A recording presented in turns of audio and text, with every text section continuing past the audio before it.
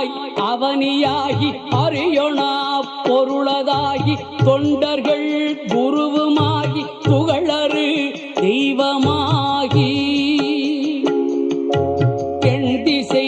போற்ற நின்ற என்னருள்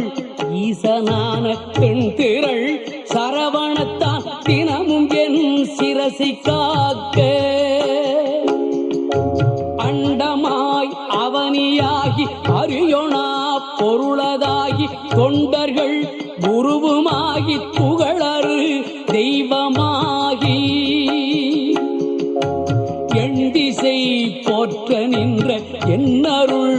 ஈசனான பெண் திரள் சரவணத்தால் தினமும் என் சிரசை காக்க